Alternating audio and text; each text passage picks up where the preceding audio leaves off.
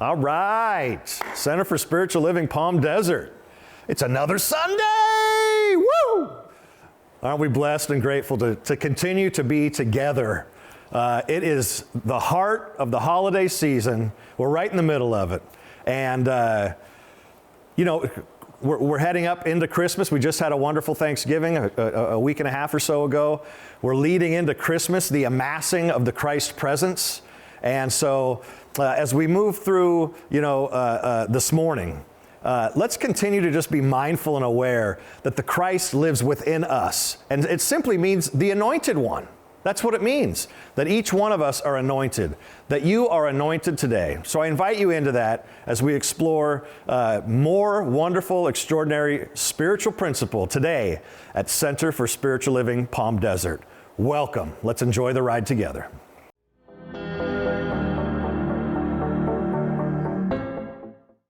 What's happening this week at the center? Do you lay your head on your pillow at night and begin going through your day and resent all the things you should have done? Living in a could-have, should-have world is like driving your car with your foot on the brakes. Join Dr. Joe and let's get back to basics. Living life full on and exposing and sharing your goodness. It all starts 10 a.m. Monday. Join Dr. Joe and take your foot off the brakes of life. On Tuesday, join Reverend Gail Morton for the Empty Chair Virtual Workshop, supporting you in navigating the loss of a loved one during the holidays and other special seasons. This virtual workshop will empower you to navigate the upcoming holidays and special events with new confidence and help you grieve well during the holidays. Join her and find the healing. Tuesday at 10 a.m. It's the holidays, and it's when our buttons may get pushed when someone asks, "Are you going to wear that?" or shares how you should have set the table. It's an interesting dynamic. Family. Join the Fabulous Five as they discuss and uncover hidden gems of wisdom with this week's topic, family interactions during the holiday season. Join them at 10 a.m. Pacific Standard Time, and then look forward to the family. Join Dr. Laura with Annie and Laura Meeks on The Higher View. Dr. Laura will find out how one day Laura came home and shared a decision and everything changed. If you're not seeing opportunities and challenge, this is a show for you. Everything is figure-outable. Join Dr. Laura on The Higher View at 10 a.m. Thursday. Are you experiencing a little bit more anxiety? Maybe a bit less patience? Possibly you feel a little fear of what tomorrow may bring? Let's be straight. Times are quite different today than just not too many months ago. And that is why our beliefs, wrapped soundly in truth, stand the test of all conditions and time. Join Reverend Charles for an episode of Life on Love, your spiritual toolkit to deal with all of life's adventures. Join Reverend Charles Friday, live at 10 a.m. Pacific Standard Time. On Saturday, find your favorite comfortable chair, relax into it, allow it to support you, and then hit play, and be guided into that quiet time where your broadcasting mind is turned off and you now become a receiver. Maybe one of the most powerful and often overlooked tools you have at your disposal to truly write your future is meditation. Join us Saturday at 10 a.m. for our on-demand guided meditation. While the service goes live on Sunday at 6 a.m., the virtual prayer room is live from 11 to 11:30 a.m., offering private one-on-one with a staff minister or practitioner to help you through anything you might be going through. Again, available each Sunday from 11 to 11:30 a.m. Pacific Standard Time. The Center of Spiritual Living is helping those in need during this joyous season. We are collecting non-perishable food, new unwrapped toys, and gently worn or new socks, beanies, and scarves for those in need. Please drop off your donated items Monday through Thursday, 10 to 3, or call for special arrangements. We are as busy and open as ever. Our CSL Palm Desert Daily Lives begin at 10 a.m. each Monday through Saturday. But please make sure to join us for other activities at the center each week. Join Reverend Bradley on Monday for his Caregivers Connection Group, a special place for those caring for adult parents. On Tuesday, Reverend Ruth Ann offers her virtual Grief Works from 5 to 6. On Wednesday, join the Power of 8, and Thursday, just about the time you want a little socializing, the Social 8s are there with live, fun, and light interaction. All of these activities and more can be seen and accessed through our website, and of course, you can always call the office at 760-346-4649 for more information. So mark your calendars and let's continue to grow together.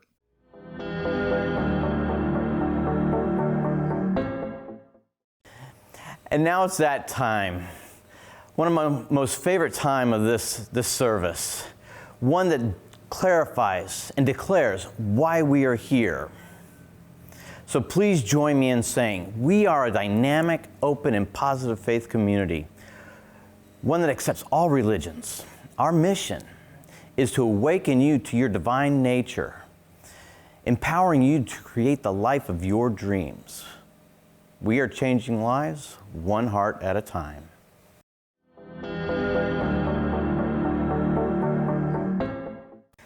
And now join me in this part of our service where we just settle in and relax.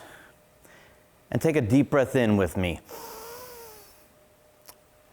And let it out slowly and relax as we settle into our meditation. One more time.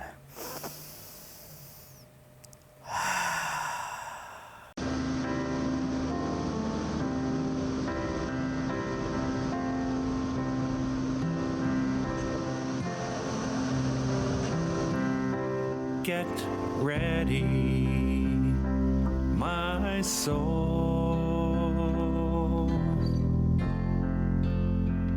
I'm diving in. Get ready, my soul.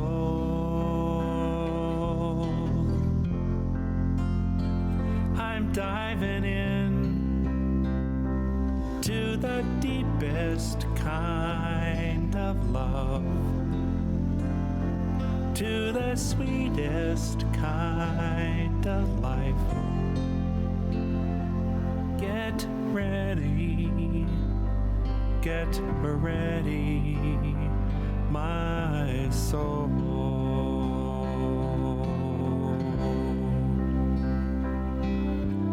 Everything I've ever done and everything I've ever seen, everything I've lost or won, and everything I've ever dreamed has brought me here to this present moment, here to this new beginning, here, and I'm seeing life so clearly now. Get ready, my soul. I'm diving in. Get ready, my soul. I'm diving in to the deepest kind of love, to the sweetest kind of life. Get ready, my soul.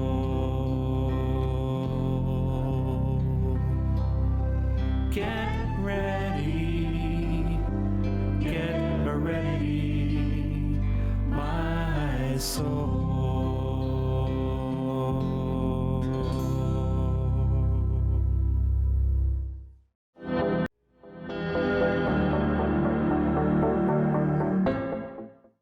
On this beautiful, wonderful day, I realize that spirit is the only life right here and right now.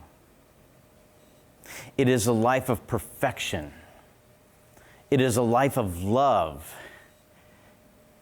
It is the life of gratitude. I recognize my connection, my oneness with that. Everything that God is, I am. I am the love that God is. I am the action of Spirit right here and right now. And so in this moment, I declare my truth, that truth of gratitude, that truth of thanksgiving, the realization that all life is connected. All are connected to that one breath, that one spark, that one initiative. Through love, action is created.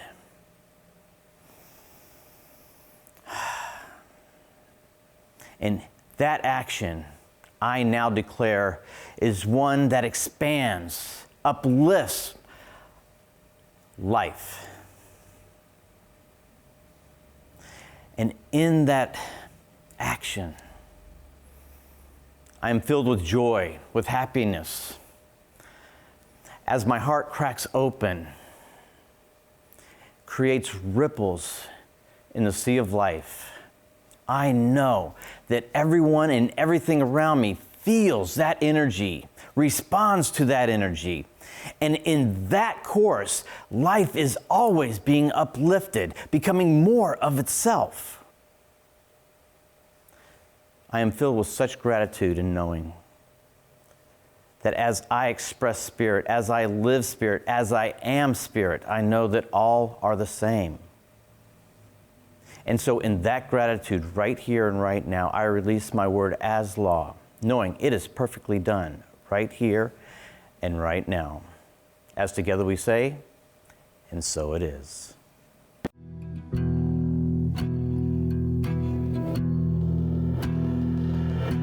Show me the way.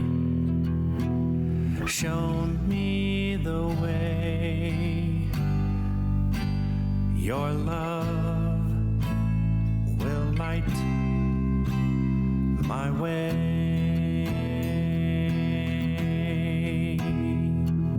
Show me the way. Show me the way. Show me the way. Show me the way. Your joy will light my way. Show me the way. Show me the way. Show me the way. Show me the way. Your peace will light my way. Show me the way. Show me the way. Show me the way. Show me the way. Your truth will light my way. And your love will light my way. And your joy will light my way. And your peace will light my way. And your truth will light my way. Om Shanti Om Shanti Om Shanti Om Shanti Om Shanti Om Shanti Om. Om Shanti Om Shanti Om Shanti Om Shanti Om Shanti Om Shanti Om. Om Shanti Om Shanti Om Shanti Om Shanti Om Shanti Om Shanti Om. Om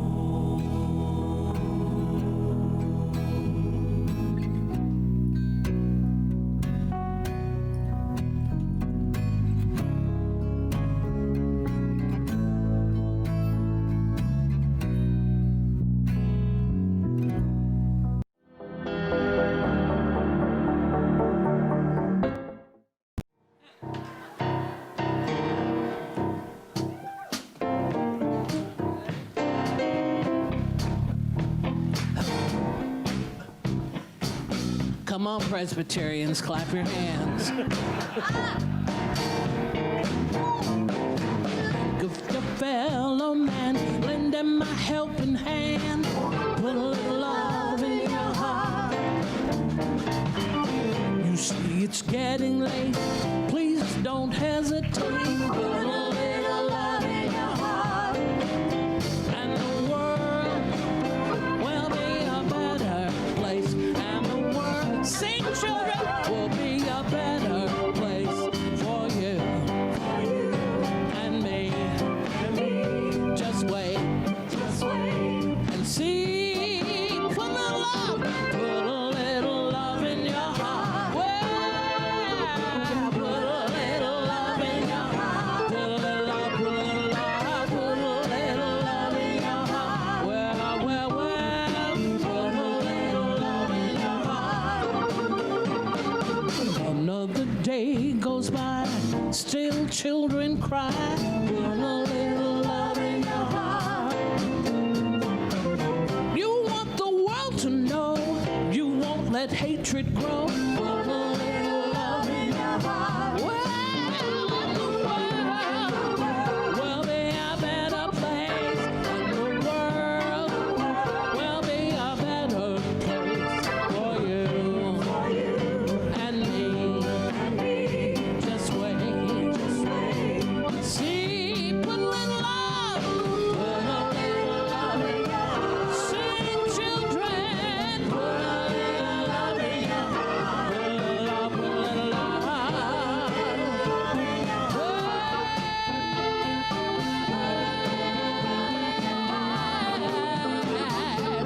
Take a good look around, and if you're looking down, put a little love in your heart.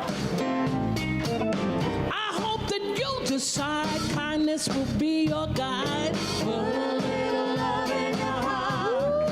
Ooh, and the world will be a better place. And the world will be a better place for you and me. Just wait. See. Put a little love in your heart. Well, put a little love in your heart. Doesn't this feel good? Put a little love in your heart. Wait. Think of your fellow man, lend him your helping hand. Put a little love in your heart. You see, it's getting late. Children, don't hesitate. Put a little love in your heart. Ooh, and the world will be a better place. And the world will be a better place for you and me. Just wait and see.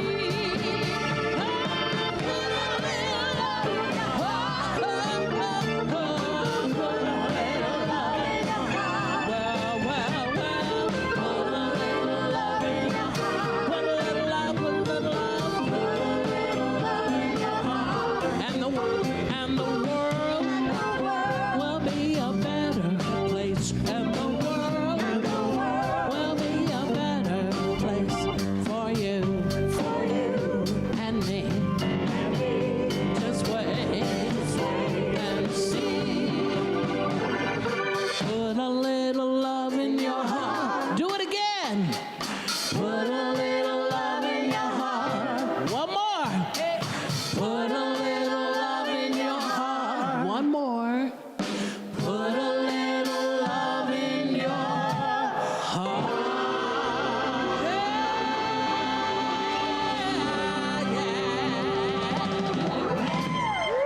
Steve Evans, everybody. Bringing it in.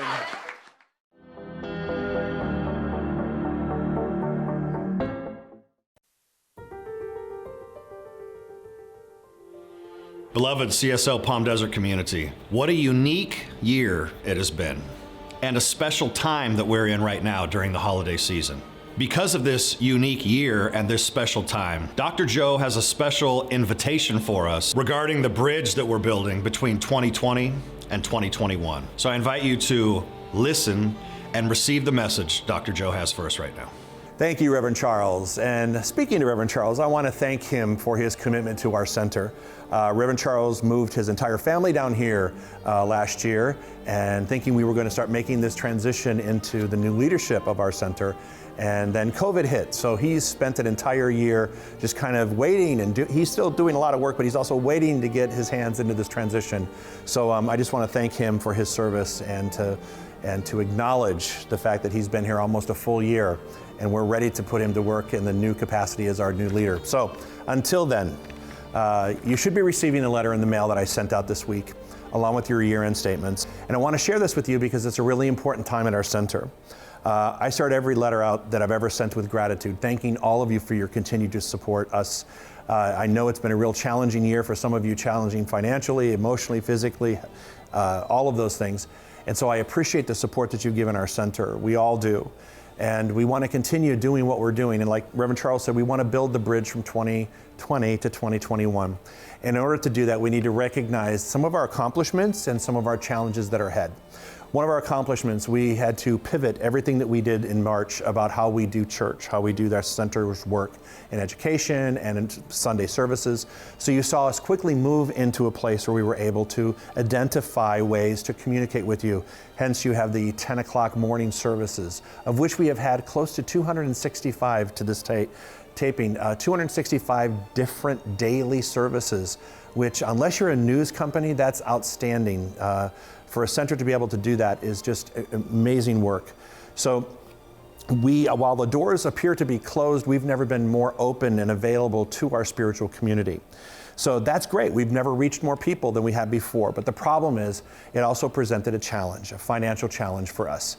By the end of this year, we expect to be short by about $175,000 in Sunday donations. And that's a pretty big chunk. That would take a significant amount of our savings to continue doing this. And so we're appealing to you right now during this giving season, during this holiday season, for you to step up and actually contribute a little bit more, whatever you can do to offset that amount so we can build that bridge effectively from 2020 to 2021. Because we want to make sure that when the center opens, and it will, there are plans, the vaccines are coming out, we got plans. I know that the cities and states are going to be lifting some of the restrictions, and as they do that, we'll be opening our doors. And we want to make sure that we've continued to sustain and maintain the talent that we've had at the center and the way the center operates. In order to do that, we need your help. We need your help, and that's what we're appealing to you to do today. So please consider giving generously this holiday season over and above what you would normally do. Again, we are short about $175,000, and it would be nice to break even or better. I call it break even or better. Let's build the bridge to break even or better for this holiday season. So thank you so much for your continued support. We greatly appreciate it. We can't wait to see you and fill our sanctuary filled with that love and energy again. Bless you this holiday season.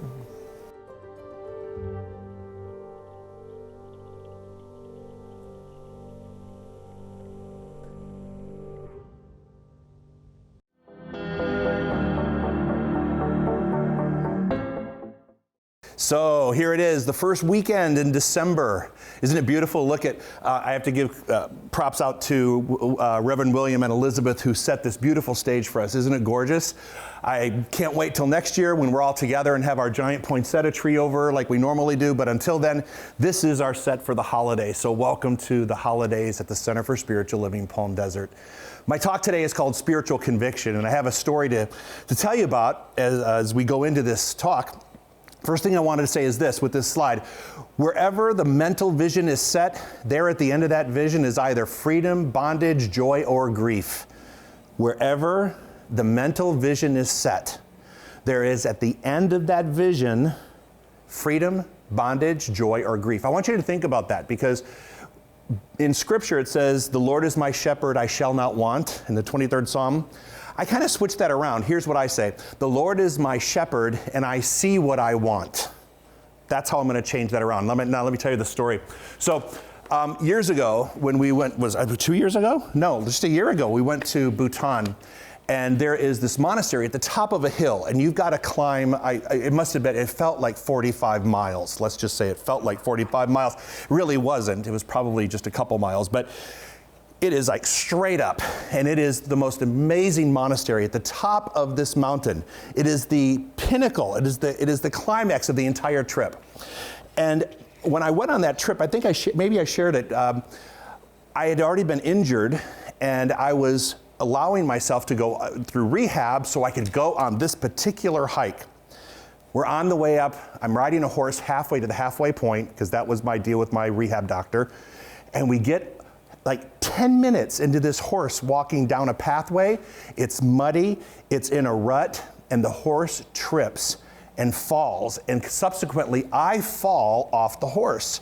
Now, when I fell, these are the shoes that I was actually wearing on the trip. You can't see this. I don't know if Jeff can get up close.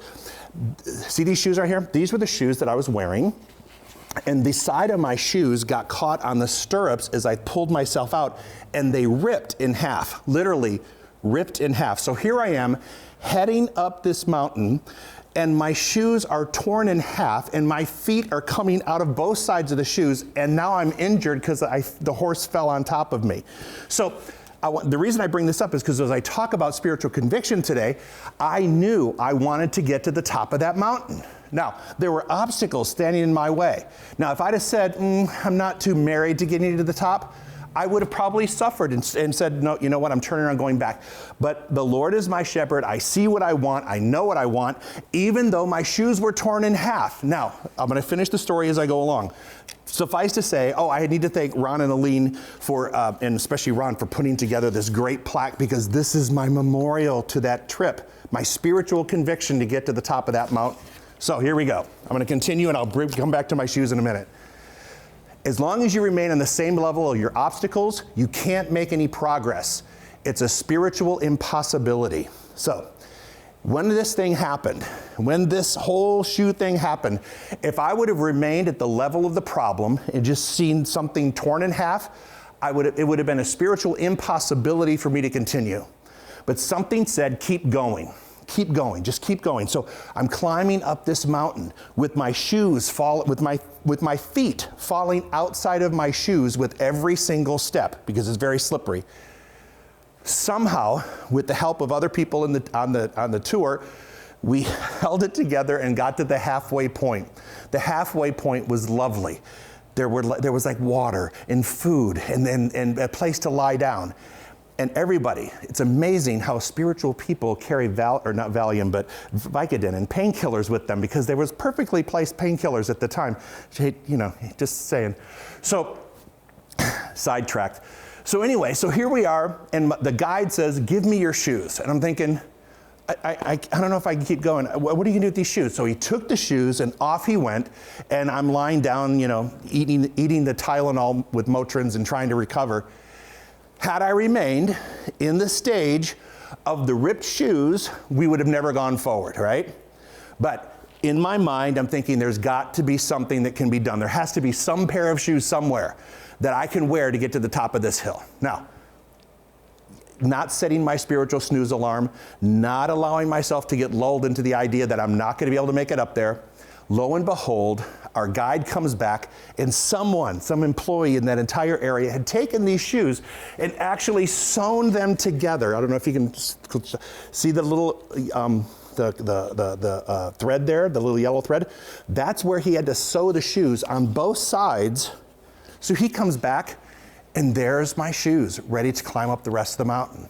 Now, if I would have looked at this as an impossibility and never taken the idea that this is going to unfold and I am going to make it to the top, I would have turned around and found a way to get back down that mountain. But the universe had something else in store, because I knew what I wanted, and I had this conviction about it. All right? So, moving along, next slide. All the mental arguments are within our own minds. We are the arbiters of our own fate.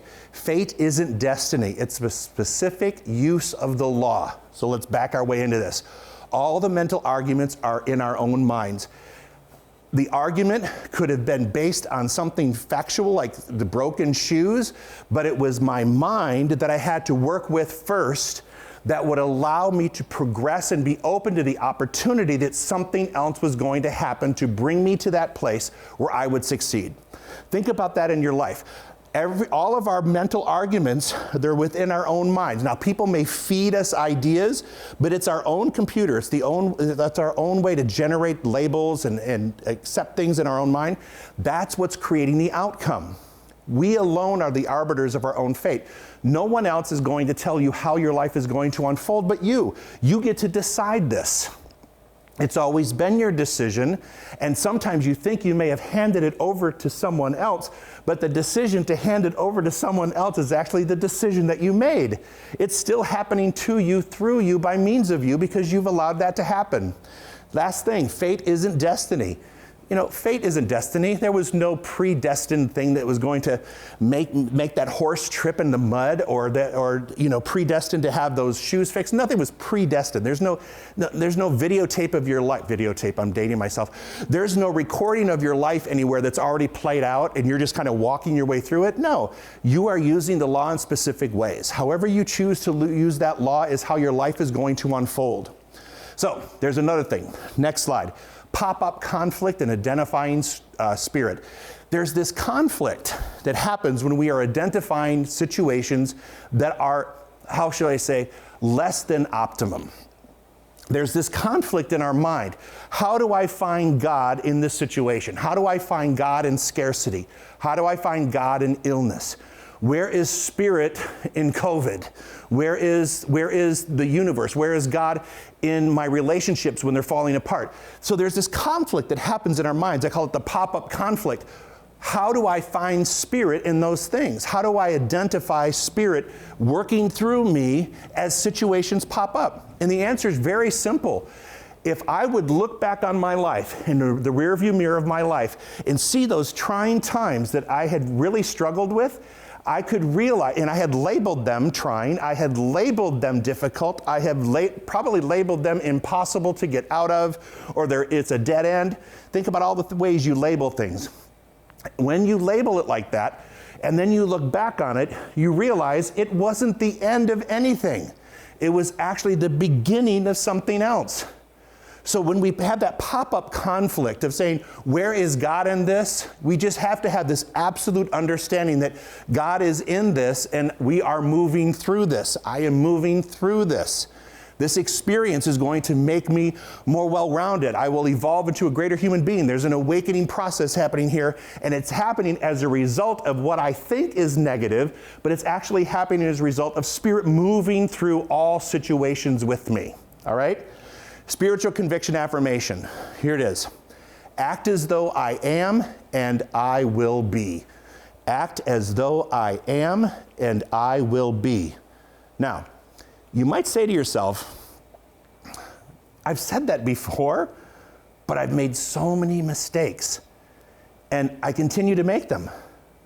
So one of the key things to do is when we look at that and we have that conviction, see myself and just allow it to be, we can never label ourselves a failure as we're journeying through that experience. We can't label ourselves a failure. This could have been, this whole experience could have been, for me, a feeling of defeat and failure. Now I have this great memento with my beads and my scarf, and it says miracle shoes of the tiger's nest. Now I have this great memento that shows me that even in the strangest of times, and what I felt could have been defeated, I climbed to the top. I made it. Against all odds. So don't label yourself a failure, because then it will happen. If I just label myself a human being moving through experiences, then the knocks and the detours and the sidesteps, they don't seem to impact me as greatly as if I were to label myself a failure. Instead, we need to crowd out those feelings of inadequacy. It's on my slide here. Instead, crowd out the feelings of inadequacy. I may not be all that I want to be, but thank God I'm not what I used to be, is what Dr. Tom used to say. And that also meant I had to move out feelings of inadequacy and accept myself as my own spiritual authority. And when I crowd those feelings of inadequacy out, there's this, and how to do that is through gratitude. There's this overwhelming sense of gratitude about all the things that I do have, that I have experienced, that I have succeeded in. But we have to crowd those feelings out. Those feelings of inadequacy need to be moved out. Move from this, what am I supposed to do, to what am I ready to do? So you're going to shift your consciousness from, okay, what am I supposed to do? What am I supposed to do? Do you ever use that line? I use it all the time. Okay, well, what do you want me to do? What am I supposed to do? Let's change that. What am I ready to do? What am I ready to do? Move from supposed to what am I ready to do? And just remember, and this is that old, the old science of mind statement that drives me crazy. You are where you are because of what you are. And you are what you are because of what you consistently believe about yourself. You are where you are because of what you are. And you are what you are because of what you consistently believe about yourself. So if you want to label yourself a failure, have at it, because guess what? You're going to continue feeling like a failure, and the universe is going to provide opportunities for you to continue to feel like a failure. We can look back at this last year and it could say, and I have done this, I'm guilty myself. There are times when I go, oh my God, this year was so challenging. It was, what a waste of a year. And actually it wasn't. I mean, yeah, there were times when I'm like, I was angry and resentful and upset because I wasn't able to do all the things that I wanted to do in my life. But then I have to look at the opportunities that came as a result of this to do some real introspection work, to look at my life and to evolve into something different. And that probably would not have happened if the brakes weren't set so tightly to stop the spin of life that was going on. Inevitably, this is, and to me, this will ultimately be one of the greatest gifts of this time would be 2020, and this epidemic would allow us to see ourselves differently and create a consistency around that belief, so the unfolding of whatever happens next in whatever form it happens is a belief that I was able to glean during this time period of great challenge and introspection and silence. Think about that. Next thing, spiritual conviction is the process of unmasking ourselves rather than changing or repairing others. Yeah. Spiritual conviction is the process of allowing us to be revealed instead of thinking I've got to change someone else so I feel better about them. You're not going to change anybody else. I'm not going to repair anybody else. I can only do that work with myself. Now, people may come and ask for advice and want to talk about it, and it's a discussion. But it says here, spiritual conviction is the process of unmasking ourselves rather than trying to repair other people. Think about it. All right, next thing. The possibility of greatness sits at the doorway of every person's consciousness, silently seeking admission. And what's the price of admission? You're not going to believe this. Confusion. Confusion is the way that we enter into the kingdom at times. The possibility of greatness sits at the doorway. And what do we sit at the doorway? We're like, I kind of wonder what's going to happen next. What am I going to do next? I don't know what to do. Guess what? The price of admission into the kingdom of consciousness is silently realizing to yourself that that's what I want to do. I want to move out of this state of confusion into something else. And that's the price of admission. So when you're confused, be grateful for the confusion. I know it sounds crazy, because a lot of times when I'm confused, I get mad at myself for feeling confused, thinking, metaphysically speaking, I am bringing about more confusion. But confusion now I can look at and say, this is my great indicator. This is the knock. Confusion is the knock on the door for me to get into a consciousness of change. That confusion, instead of downplaying it, instead of criticizing it, that's a way for me to say, now I'm ready to do something about it. I'm changing it. Have a spiritual conviction about it. Embrace confusion. It's the first step in determining your path. When I embrace that confusion, I really don't know what's going to happen. I really have no idea what's going to happen. But I know this. If I embrace it and say, it's an energy that is transforming itself into clear direction, that's my prayer. Whenever there's confusion, your prayer is for clarity. Remember that. So when there's confusion, we need to embrace it and say, this is what it is, this is the condition. And now the first step in determining my path is to recognize that confusion as the catalyst to clarity. See them happening simultaneously. It's spiritual equivalent. Confusion's spiritual equivalent is clarity. So when you're lacking clarity and you're confused, that's what we're praying in. We're praying in that idea of clarity and consistency and direction. Okay? Next thing. The good we can experience is equivalent to as much good as we can conceive. Our well-being corresponds to as much well-being as our mind can conceive. All ready? Here we go. Unpack that. The good you're going to experience is equivalent to what you can conceive. And you heard me say this before, because many times people say, I can't imagine someone who's feeling pain, okay? This is the phrase that I hear. And I've used it myself. I can't imagine what it would feel like not to be in pain. Did you hear that? I can't even imagine it. Now, if I can't imagine it, how is the universe supposed to deliver a pain-free existence? I can't imagine what it would be like to be in a loving relationship. Well, if you can't imagine it, how do you expect the universe to provide it, because you haven't even opened up the door to it? Do you remember for those of you who went to Catholic Church, I remember the priest would say, may the peace of Christ be with you always. And everyone would say, and also with you. And I'm going to say this. Here's my new spin. May the peace of Christ disturb you. May the peace of Christ disturb you, because that's the only way you're going to pay attention to it. That's the only way.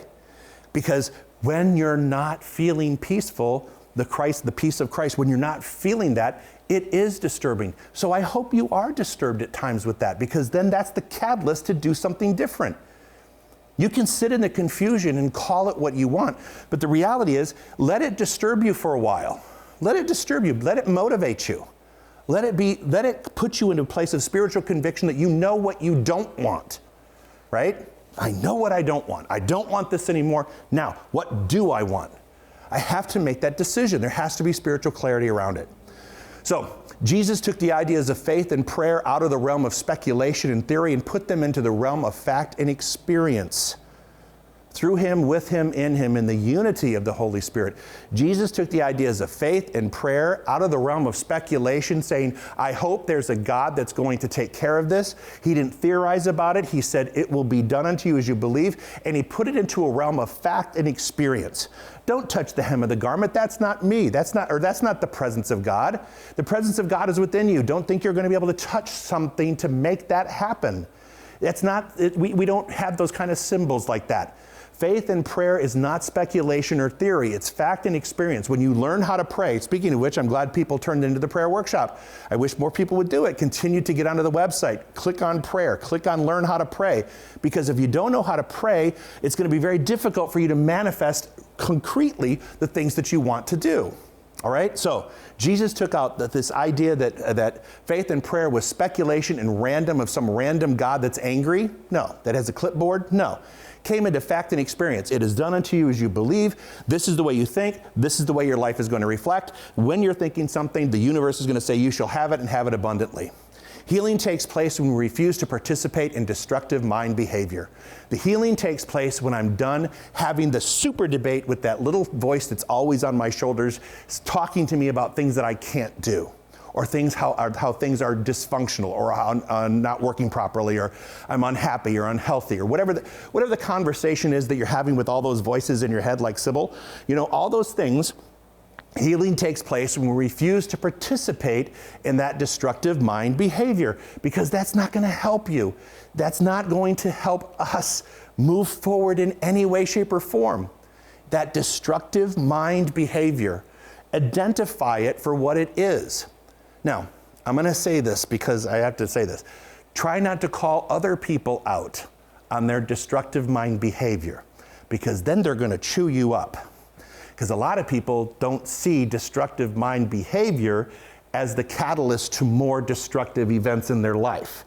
They just see themselves as the victim of circumstance, or they see themselves as a victim constantly, so then the universe gives them reasons to be victimized. So healing takes place within yourself. You say, I'm no longer going to have this discussion about how dysfunctional or how irrational or how crazy things are in my life. That's not going to bring about the solution you want. And after this year, this crazy 2020, it's essential that as we begin to close out this year and open up what could be, who knows what's going to happen in 2021, take yourself off of the destructive mind behavior, enter yourself into the kingdom of confusion, and let it disturb you enough so that you start to develop within yourself what life will be for you as things begin to unfold. Now, the timeline, don't set a timeline, we've learned this. Don't set timelines, let them happen as they're supposed to happen, when they're supposed to happen, but just allow yourself to have a bigger vision of your life at this point of what the possibilities exist and could be. Don't have them based on what's happening today, have them based on what you would like to experience in your life. When one does that, when one sets forward that agenda, then how life unfolds begins to unfold the way we've thought about it, all right? It all starts with one simple premise. I may not be important to others, but I am necessary to God. So all of the spiritual conviction it boils down to one thing. I may not be important to other people. I may not think that I rise to the level of importance in other people's lives. And even if I do, it matters not, because what matters most is that I know and that you are necessary to God. You are a necessary part of this universal unfoldment. Otherwise, your presence wouldn't be here in this world today to experience the things you need to experience. The world wants to experience more by means of you. Are you setting up that more? Or are you staying home and hunkered down and not allowing yourself to even dream of what can be? Do some homework with yourself. Move out of that state of confusion and just understand that it's the catalyst to change, and that no one knows what the future holds right now. We just don't. But I do know one thing, that it's going to unfold. It's going to be okay. Everything has always turned out that way. We're going to be okay. I'm going to be okay. Just continue to breathe. Continue to breathe. Things may be changing, and there may be people who have come in and out of our lives during this experience. Regardless, we just know that everything that's happening with your own life, with my life, is necessary for God to unfold. There are lessons to be learned for myself. Other people may view my life and see things, and I may see their lives as lessons I choose to learn. But it starts with the simple premise that you are important to one entity, and that entity is that universal spirit that created you. In its image and likeness, nonetheless. All of it. Spiritual conviction. Allow yourself to experience it. And so ends your lesson.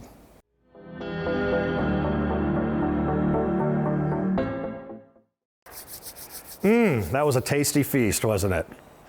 Are you spiritually fed? I'm spiritually fed. What another great Sunday. So let's wrap it all up in a wonderful bow, this gift we've been given, this wonderful bow of prayer and gratitude. So I invite you to join with me one more time in prayer as we continue to be so grateful during this holiday season for all of the ways that we're blessed, all of the ways that we receive our spiritual good like today. What more could we want from the Spirit than all that we have and all that we're receiving and all that we give and share? So I am grateful for this morning's service. I know as we leap into a new week, as we launch into our week during this time, that we're blessed, that we're aware of all the ways that we're blessed, and that we have the best week ever. I'm so grateful for our spiritual community, this Center for Spiritual Living Palm Desert, Dr. Joe, and the music, and our sacred prayer practitioner team. I'm grateful for our team, our center, our beloved family. In one word, I call all of it magnificent. And together let us say, and so it is. Amen. You know what I say, make it the best week ever. Peace and love.